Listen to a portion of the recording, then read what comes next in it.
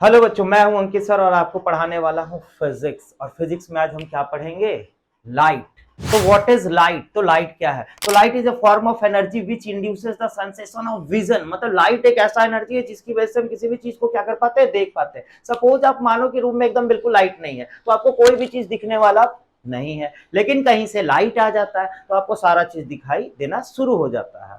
तो बच्चों, लाइट क्या होता है समझ में आ गया? तो लाइट एक ऐसा एनर्जी है जिसकी वजह से हम किसी भी चीज को विजुअलाइज यानी कि देख। अब थोड़ा आगे बढ़ते हैं। तो अगर किसी सरफेस पे बच्चों लाइट पड़ा, मतलब कि when the light falls on a surface it's follow में हैपन। देखिए क्या क्या हो सकता है।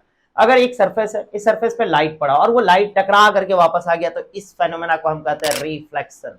अगर किसी सरफेस पे लाइट पड़ा और वो लाइट ट्रांसमिट कर जाता, आर पार हो जाता, तो उसको कहते हैं रिफ्रैक्शन। ठीक है, तो हमको यही क्लास 10th में पढ़ना है, reflection and refraction of light. तो सबसे पहले रिफ्लेक्शन को स्टार्ट करते हैं कि रिफ्लेक्शन होता क्या है। तो रिफ्लेक्शन ऑफ लाइट होता है bouncing back of light at a surface is known as reflection of light. ठीक है, मतलब कि लाइट किसी सरफेस पे पड़ा और वहां से वो टकरा करके आ गया, तो इसे हम क्या कहेंगे? Reflection of light. अब थोड़ा रिफ्लेक्शन ऑफ लाइट का थोड़ा टर्म्स को समझिए। देखिए, ये जाने वाले रे को हम क्या कहते हैं? Incident ray. और जो ये टकरा करके आया है, वापस जो आया, इसको कहते हैं रिफ्रैक्टेड रे। ठीक, और हमने यहाँ से एक ना परपेंडिकुलर लाइन ड्रॉ कर रहे हैं।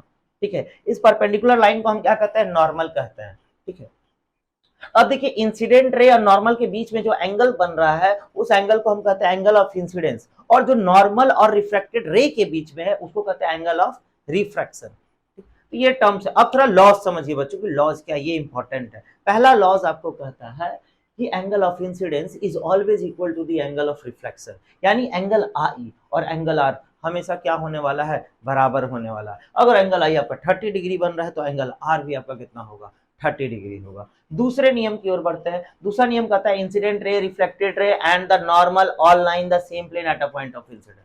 यानी दूसरा नियम कहता है कि इंसिडेंट रे, रिफ्लेक्टेड रे और ये नॉर्मल जो है, ये सभी के सभी एक ही प्लेन पे रहने वाले हैं और एक ही पॉइंट पे रहने हैं eight a point of incidence. ऐसा नहीं है कि इंसिडेंट रे यहाँ हो, रिफ्लेक्टेड रे यहाँ से निकले, हमने नॉर्मल इधर ड्रॉ कर दिया, ऐसा नहीं होता है। हमेशा इंसिडेंट रे, रिफ्लेक्टेड रे और नॉर्मल एक ही प्लेन पे रहेगा और एक ही पॉइंट पे रहेगा eight a point of incidence.